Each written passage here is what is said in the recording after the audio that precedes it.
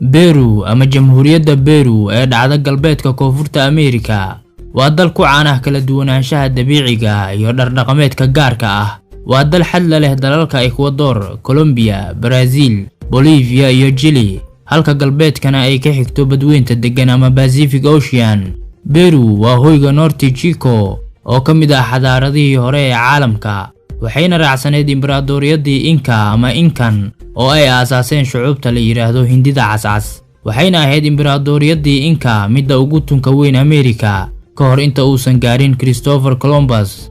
Carol Sube oo Peru ku taala ayaana loo aqoonsan yahay inay tahay goobta ugu qadiimsan ee Ameerika isla markaana uu bini aadam ku gaaray, waxayna haatan taariikhdeedu u laabanaysaa 5,000 oo sano. qarnigii 16aad waxaa dhulka Peru qabsatay imbraadoriyadii Spain, waxayna shaacisay in dhulka Peru la hoosgeeyay taajka Isbaanishka. kadib markii ay Peru ka xorowdayna Spain 1821, waxay la kulantay qalalaasooyin siyaasadeed, dhaqaale la'aan iyo sidoo kale waqtiyo deganaansho iyo horumar ah. bedka dhuleed ee dalkan waa wax ka badan 1 milyan oo kiiloomitir isku wareega, asigoona sidaasi ku noqonaya dalka 19aad ee ugu dhulka weyn caalamka. dhanka kale tirada dadka dalkan waxaa lagu sheegaa 31 milyan, intooda badan ama boqolkiiba 66 ayaana ah dadka la yiraahdo mestizo, waxayna sida guud dadka dalkan isugu jiraan dad asal ahaan Hindida Cascas ah iyo kuwa Yurub, Afrika iyo Aasiya u laabanaya.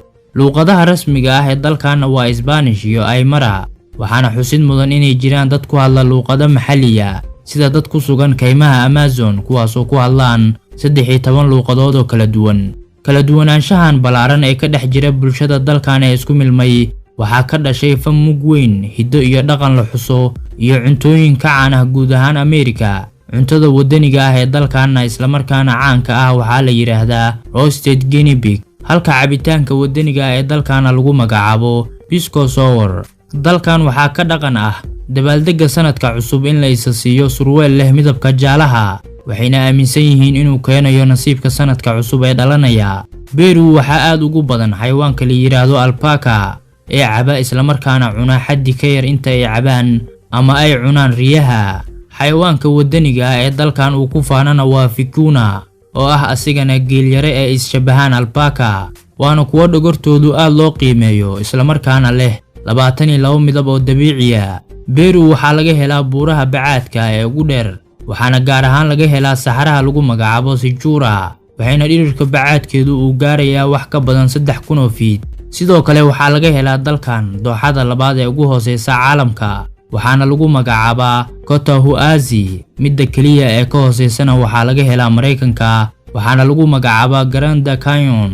sidoo kale waxaa laga helaa Peru Incan Empire ama Machu Picchu oo ka weyn Imperialka Roma marka la eego halka ugu sareysa, wuxuuna Incan Empire leeyahay wadooyin 24,000 oo mayl ah oo sida shabakadii oo kale ah, waxaana la dhisay qarnigii 14aad, wuxuuna levelka biyaha ka sareeyaa 7,000 oo fiit, waana mid ka mid ah goobaha taariikhiga ah ee UNESCO aqoonsan tahay.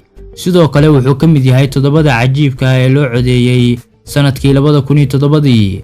Peru waa halka laga helo harada ugu jooga sareysa caalamka, waana mid lagu magacaabo Titicaca oo dhulka ka sareysa in ka badan 11,000 oo fiit. haradan u dhaxaysa Peru iyo Bolivia waxaa ku nool rah wata magaceeda oo kale, waxaana 2016 lagu arkay haradan meydka 10,000 oo raha. tacbashada bardhada asalkeedu waa koonfurta dalka Peru, inkastoo la raaciyo laguna daro waqooyiga Bolivia, waxaana dalka Peru laga soo saaraa in ka badan 3,000 oo nooc oo bardha ah. sida ay Soomaalida geela isugu faanto ayay dadka reer Peruna isugu faanaan bardhada, oo waxaa ka jirta dalkan suugaan badan oo ku qotonta bardhada. qaramada midoobay waxay sheegtay 2013 in dalka Peru yahay dalka ugu badan ee laga soo saaro daroogada loo yaqaano cocaine-ta, isla markaana leedahay suuq gaaraya 1 bilyan sanadkii. dalkan wuxuu ka mid yahay dalalka ugu badan ee ka jiraan kala duwanaanshaha dabiiciga, waana mid cimilo ahaan kala duwan, isla markaana laga helayo dhir iyo xayawaano badan oo dunida ka sii dabar go'ayaan. waxaana geedka wadaniga ah ee dalkan lagu magacaabaa Zinjona, waxaana loo adeegsadaa caafimaad ahaan.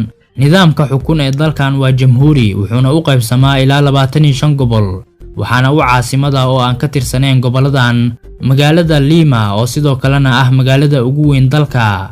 madaxweynaha haatan ee dalkaana waa Martin Vizcarra oo xilka kala wareegay Pedro Pablo kadib markii 22 Maarso ee 2018 isu casilay fadeexad la xiriirta inuu codadkii doorashada iibsaday. waxaana 17 Abriil ee sanadkii 2019 madaxa xabad isaga dhuftay madaxweynihii hore ee dalkan Alan Garcia kadib markii ay ciidamadu tageen gurigiisa si ay u soo xiraan maadaama lagu helay musuqmaasuq. dhaqaalaha dalkan kor u kac ayuu sameynayay 15 sano ee u dambeeyay, waxaana loo sababeeyaa kobaca dhaqaale ee dalkan, deganaanshaha siyaasadeed iyo hagaajinta shuruucda ganacsiga iyo midda maalgashiba. Peru ayaana ah dalka toddobaad ee dahabka ugu badan soo saara caalami ahaan.